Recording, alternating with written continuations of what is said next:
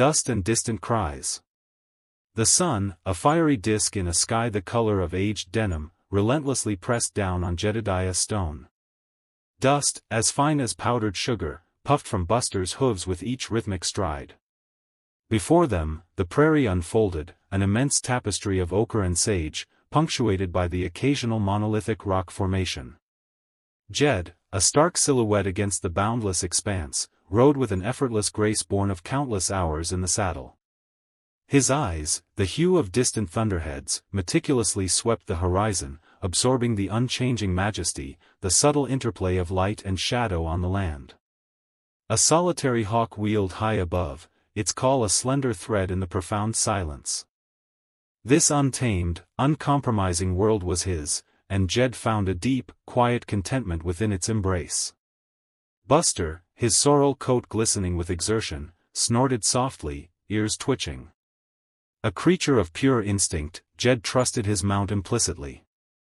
The steady creak of saddle leather, the faint jingle of spurs, the rhythmic thud of hooves, these were the sole sounds for miles, a private symphony of solitude Jed seldom sought to disrupt. He was a man of few words, finding solace in the unspoken understanding shared with his horse. Buster was more than conveyance, he was a steadfast companion, a confidant in the wordless language of the plains. Then, a subtle current on the wind, an alien note in the familiar hum of the prairie. Jed paused, reining Buster in with a minimal pressure on the bit. The hawk's cry was gone, replaced by an unsettling hush. He strained his hearing, his gaze sharpening. There it was again, faint yet undeniable, a human sound, carried on the hot breath of the breeze. A choked cry, a desperate plea. Jed's hand, calloused and strong, instinctively settled on the worn grip of his Colt's single-action army revolver. His jaw tightened, a familiar knot of apprehension and resolve coiling in his gut. Trouble often frequented these remote trails, and more often than not, it sought him out. He could, of course, ride on, let the wind dissipate the cries, pretend he hadn't heard. But Jed Stone was not forged from such cloth. An unspoken, deeply etched code compelled him. He nudged Buster forward, not rushing, but with a deliberate urgency. The distant sound intensified now, a fragmented, desperate appeal that pierced the quiet. Buster, attuned to the shift in Jed's demeanor, accelerated without a spoken command, his powerful legs devouring the ground. The prairie, moments ago a serene expanse, now felt like a stark stage for something grim, its vastness suddenly oppressive. Jed's eyes, typically so calm, now held a sharp edge, scouring for any sign, any movement, any flicker of distress that would lead him to the source of those distant cries. The nun and the bandits. The rhythmic thud of Buster's hooves against the dry earth was Jed's constant companion, a steady heartbeat under the vast, indifferent sky. But the familiar rhythm was abruptly shattered by a discordant sound, a distant, desperate shout, followed by the splintering crack of wood. Jed's hand instinctively tightened on the reins, his eyes, usually narrowed against the sun, widened, scanning the horizon. Buster, sensing his rider's sudden alertness, pricked his ears, a low wicker rumbling in his chest. Jed spurred Buster forward, the horse responding with a surge of power, the landscape blurring into a streak of sun-baked browns and muted greens. The shouts grew louder, more frantic, punctuated by the sharp reports of firearms. Rounding a rocky outcrop, Jed pulled up short, a cold knot forming in his stomach. An overturned stagecoach lay on its side, splintered like a child's toy, its wheels askew. Scattered luggage, a broken strongbox, and the lifeless forms of two men stained the dust. But it was the scene unfolding beside the wreckage that truly seized Jed's attention. A woman, her habit stark white against the ochre ground, was surrounded by a ragged group of men. Her blonde hair, escaping its wimple, shone like spun gold in the harsh light. She held a small crucifix aloft, her face pale but resolute, even as one of the bandits, a burly brute with a scarred cheek, reached for her. Jed didn't hesitate. A guttural cry erupted from his chest, a primal sound of righteous fury. He spurred Buster into a full charge, the horse's hooves thundering like a drumbeat of vengeance. The bandits, startled by the sudden onslaught, turned, their expressions shifting from greedy anticipation to wide-eyed alarm. Jed, a blur of motion, drew his revolver, firing a warning shot that kicked up dust near the feet of the closest attacker. The sound cracked through the air, sharp and decisive. One bandit, bolder or perhaps more foolish than the others, raised his own weapon. Jed, with practiced ease, knocked the barrel aside with his boot, the impact jarring the man's hand. Before the thug could recover, Jed's fist connected with his jaw, sending him sprawling. Buster, an extension of Jed's will, weaved through the chaotic scene, his powerful shoulders scattering two more men. The remaining bandits, unnerved by Jed's ferocity and the unexpected turn of events, exchanged nervous glances. The scarred man, his initial bravado evaporated, mumbled something to his companions, and within moments, they mounted their horses, vanishing into the scrubland as quickly as they'd appeared, leaving only dust and the lingering scent of gunpowder. Jed dismounted, his gaze sweeping the area, ensuring the threat was truly gone. He then turned to the woman, holstering his weapon. Sister Mary Margaret, still clutching her crucifix, looked at him, her eyes wide and filled with a mixture of terror and profound relief. A grateful acceptance. The dust settled, revealing the still forms of the bandits. Jed, his rifle now slung, extended a calloused hand to Sister Mary, who was slowly pushing herself upright from the dirt. Her wimple was askew, and a smudge of grime marred her pale cheek, but her eyes, wide and luminous, held a profound gratitude. "Are you hurt, sister?" His voice, a low rumble, seemed to clear the lingering tension from the air. She shook her head, her breath still a little unsteady. "No, brother. Thanks to you, I am unharmed." She accepted his hand, her small one surprisingly firm in his. As she stood, she smoothed her habit, a gesture of quiet dignity despite her disheveled state. "I am Sister Mary Margaret. I was traveling from the St. Augustine Mission, heading to assist the new settlement near Willow Creek." Her gaze drifted to the overturned wagon, its wheel splintered. "Or, at least, I was." A faint, rueful smile touched her lips. "It seems Providence had other plans for my journey."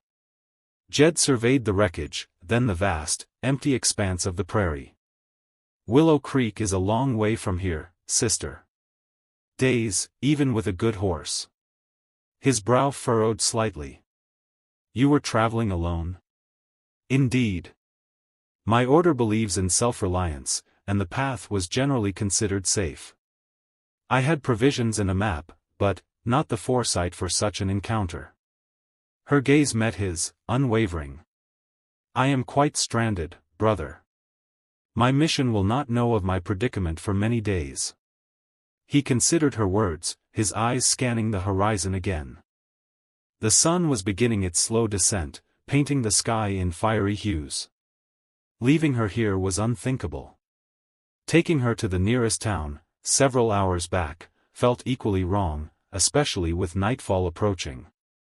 There was only one logical solution, though it was far from his usual solitary existence. "My ranch isn't far from here," Jed said, his voice softer than before. "It's a safe place. You can rest there, and we can figure out your journey to Willow Creek in the morning." He paused, almost awkwardly. "It's the only sensible option, sister." Sister Mary looked from the ruined wagon to the stoic man before her.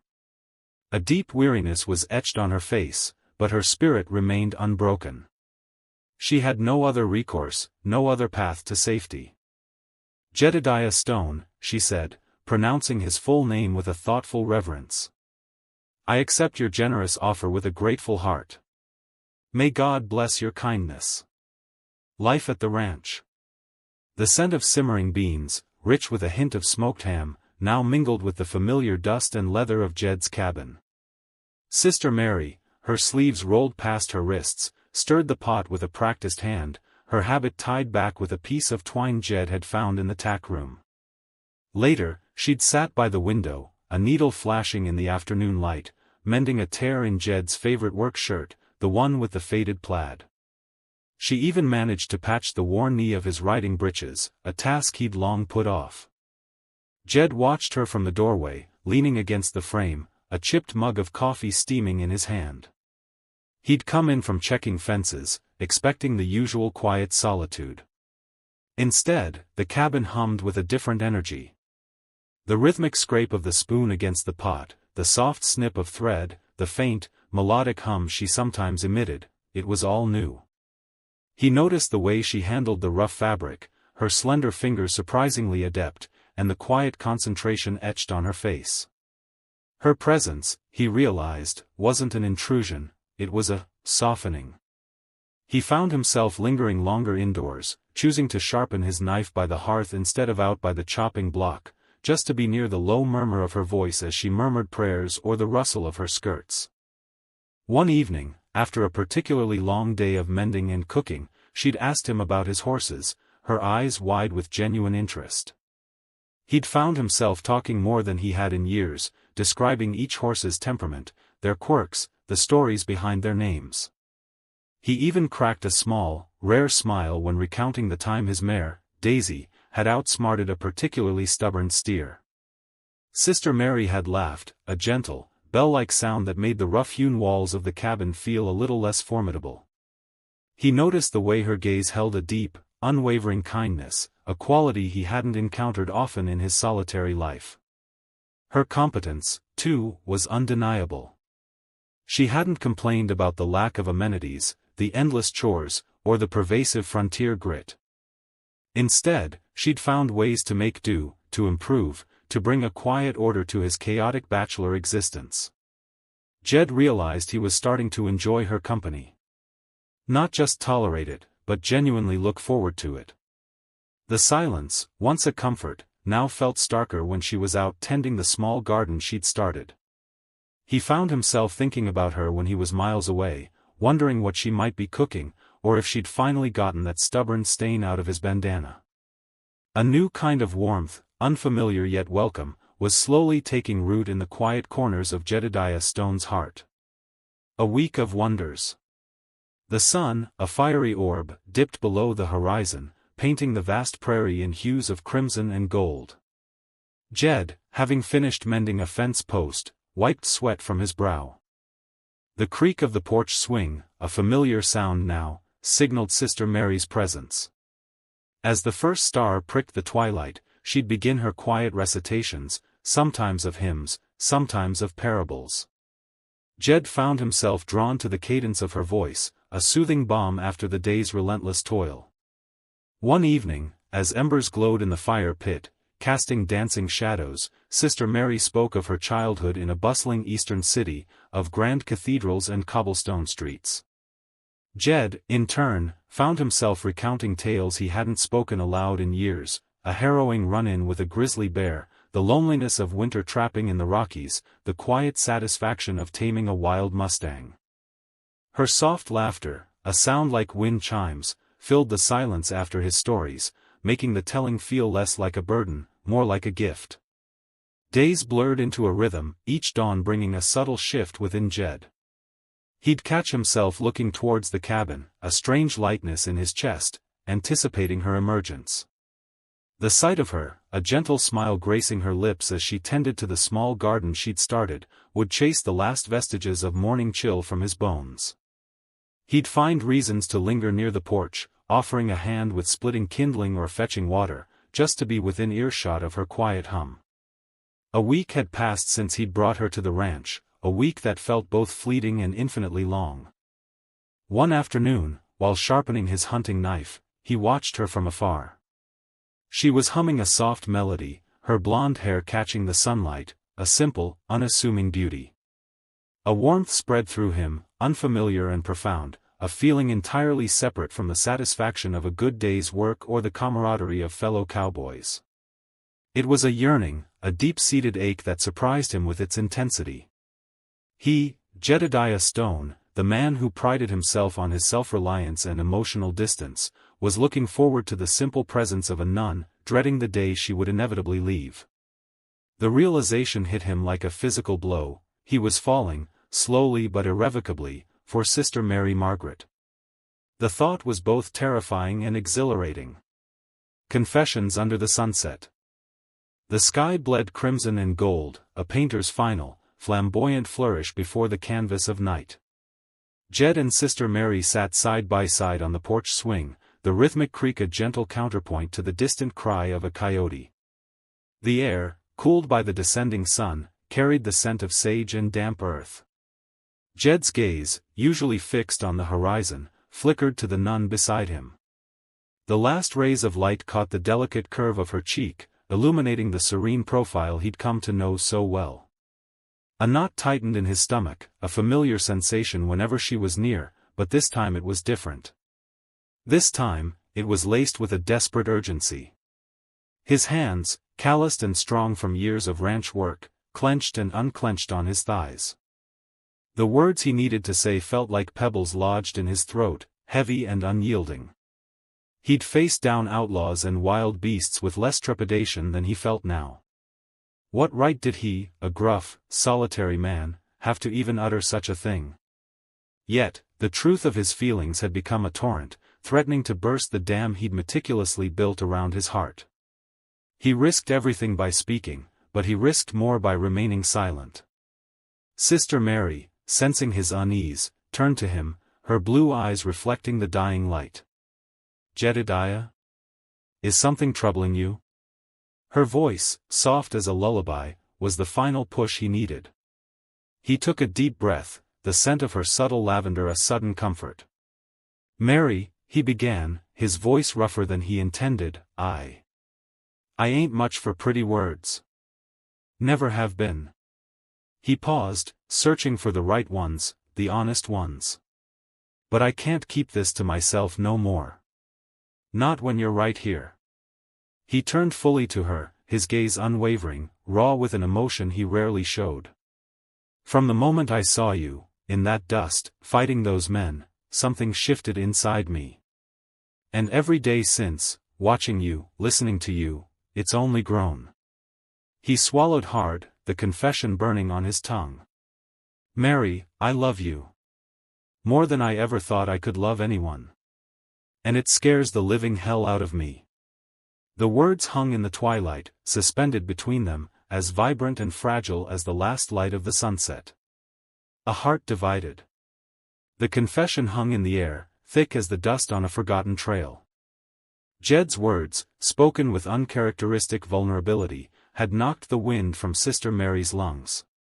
Her initial reaction was a blush that spread from her collar to the tips of her ears, followed by a flurry of nervous glances at the worn floorboards of the cabin. A small, involuntary gasp escaped her lips. Jed, seeing her reaction, lowered his gaze, his jaw tightening. "Sister," he rumbled, his voice a low question, edged with a fragile hope. Mary pressed a hand to her chest, feeling the frantic thump of her heart beneath the rough fabric of her habit. The silence stretched, punctuated only by the distant caw of a crow. Her mind raced, a whirlwind of duty, faith, and an undeniable, blossoming emotion. She had dedicated her life to God, to service, to the unwavering path of the Church. Yet, Jedediah Stone, with his quiet strength and unexpected kindness, had stirred something within her that she hadn't known existed. It was a warmth, a sense of belonging that felt both forbidden and profoundly right. She looked up, her blue eyes meeting his, no longer clouded with surprise, but with a profound introspection. "Jedediah," she began, her voice barely a whisper, I confess, I feel it too." The admission was a dam breaking, a truth she had tried to bury under layers of prayer and scripture. "Since you brought me here, since everything. There's a connection, a pull." Jed's rough features softened, a flicker of relief easing the tension in his shoulders. He took a hesitant step closer. Mary, however, held up a hand, a gesture of both plea and caution. "But my vows, Jedediah," she continued, her voice gaining a fragile strength. "They are sacred. They are my life. I pledged myself to God. To abandon them, it would be an act of betrayal, of a magnitude I cannot comprehend." Her gaze fell, tracing the simple silver crucifix at her neck. My heart feels divided. One part aches for the life I've chosen, for the path I've walked. The other finds solace and a strange, comforting joy in your presence. It's a torment, Jedediah. A beautiful, terrible torment. A tear traced a path down her cheek, unbidden, revealing the depth of her internal struggle. The preacher's counsel and a painful choice. A plume of dust, far larger than any single rider could kick up, announced the arrival of the Reverend Elias Thorne. His buckboard, pulled by a pair of weary mules, clattered to a halt near the corral. The Reverend, a man with a booming voice and a kind, crinkled face, dismounted with a practiced ease. His eyes, keen and perceptive, swept over the ranch before settling on Sister Mary, who had emerged from the cabin, a questioning look on her face. After a simple supper of stew and fresh bread, the Reverend Thorne sought out Sister Mary by the flickering lamplight of the cabin. Jed, sensing the need for privacy, had quietly excused himself to check on a mare. The preacher listened patiently as Sister Mary poured out her heart, her voice soft but laden with a profound conflict. He offered no easy platitudes, instead speaking of the sacred nature of commitment, the path chosen, and the solace found in unwavering devotion. He spoke of love, too, but of a different kind, a divine, encompassing love that could transcend earthly desires. His words, gentle yet firm, resonated deep within her spirit, stirring the bedrock of her faith. By the time the moon cast long shadows across the yard, Sister Mary's decision, though painful, was clear. She found Jed later, by the low glow of the campfire. He was whittling a small bird, his movements precise and unhurried. The silence stretched between them, thick with unspoken feelings, until Sister Mary sat beside him. "Jed," she began, her voice a whisper, yet firm with resolve, I must continue on to the mission." Jed's knife stilled. He didn't look up, but she felt the shift in his stillness, the subtle tension that gripped him. "I understand, Sister Mary," he said, his voice rough, eyes fixed on the tiny wooden bird. "No, Jed. You don't," she insisted, her hand reaching out, hovering near his arm before retracting. "I love you, Jedediah Stone. Truly. More than I ever thought possible. But my vows, they are a part of me, a sacred promise I made. To abandon them now would be to abandon who I am." A tear traced a path down her cheek, catching the firelight. "My heart will always carry a part of you, but my path leads to the mission." A promise of hope. Jed's throat tightened, a familiar ache settling in his chest. Her words, soft as they were, still felt like a punch. He understood, truly, the weight of her vows, the call of her faith. He'd seen it in her eyes, that unwavering devotion that transcended the dusty plains and their shared, perilous journey. But understanding didn't dull the sharp edge of loss. He looked away, his gaze sweeping across the sun-drenched valley, trying to compose the whirlwind of emotions churning within him. I know," he managed, his voice rougher than he intended. He turned back, meeting her gentle gaze. The sunlight caught the faint gold in her hair, a fleeting halo. "But I ain't gonna forget you, Mary Margaret." He stepped closer, his boots crunching on the dry earth. "And I'll be waitin'. When you're done with what you gotta do. I'll be right here. Or wherever you need me to be." It was a promise, spoken with a quiet intensity that left no room for doubt. His hand, calloused from years of saddle leather and rope, reached out, hovering for a moment before gently clasping hers. Her skin was cool, soft. Sister Mary's eyes, bright with unshed tears, held his. A small, hopeful smile touched her lips. I know you will, Jedediah." Her grip tightened on his hand for a brief, reassuring moment. She pulled away, her movements graceful even in her worn habit. Buster, sensing the moment, nudged Jed's leg, a low wicker rumbling in his chest. With a final, lingering look at Jed, Sister Mary mounted the sturdy mare Jed had prepared for her. The saddle creaked under her weight. She gathered the reins, her small figure poised against the vast landscape. As she turned the horse's head towards the distant, hazy mountains where the mission lay, Jed watched, a knot forming in his stomach. The mare's hooves kicked up small puffs of dust as they began their slow, steady trek. Jed stood rooted to the spot, Buster beside him, both silent observers. The sun climbed higher, warming his back, but he felt a chill deep inside. He watched her until she was nothing more than a speck on the horizon, a faint silhouette against the shimmering heat haze. The silence that followed her departure was profound, broken only by the whisper of the wind through the sagebrush. Yet, within that vast emptiness, a flicker of something new ignited within him, a fragile, tenacious hope. He had made a promise, and he would keep it.